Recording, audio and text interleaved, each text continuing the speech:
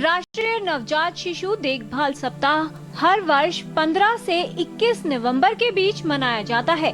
इसका उद्देश्य है नवजात शिशुओं के जीवन के पहले कुछ समय में महत्वपूर्ण देखभाल के बारे में सभी को जागरूक करना।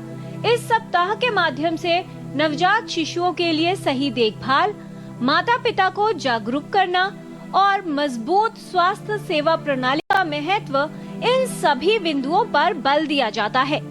शिशु का स्वास्थ्य अहम विषय है। बच्चे स्वस्थ हों, इसके लिए जीवन के पहले 1000 दिनों का विशेष महत्व है। बच्चे की सेहत अच्छी हो, इसकी शुरुआत गर्भधारण से पूर्व ही हो जाती है। गर्भावस्था के दौरान की गई देखभाल, माँ का खान पान और ऐसे कई अन्य महत्वपूर्ण कारक हैं जो ये निर्धारित करते हैं कि शिशु का स्वास्थ्य कैसा होगा।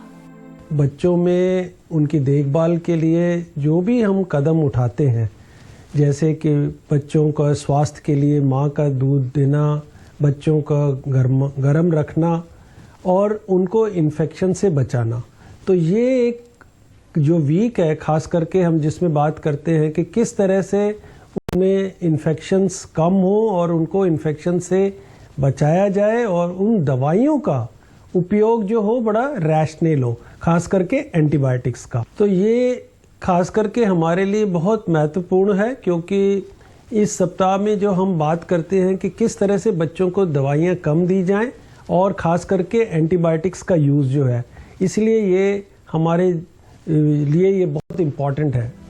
गर्भावस्था के दौरान माँ को अपने आहार पर विशेष ध्यान देना चाहिए और समय समय पर जांच करवानी चाहिए।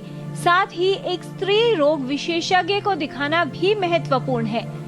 आवश्यक है कि प्रसव अस्पताल में किसी प्रशिक्षित स्वास्थ्य कर्मी द्वारा हो, जिससे माँ और शिशु के स्वास्थ्य को सुरक्षित रखा जा सके।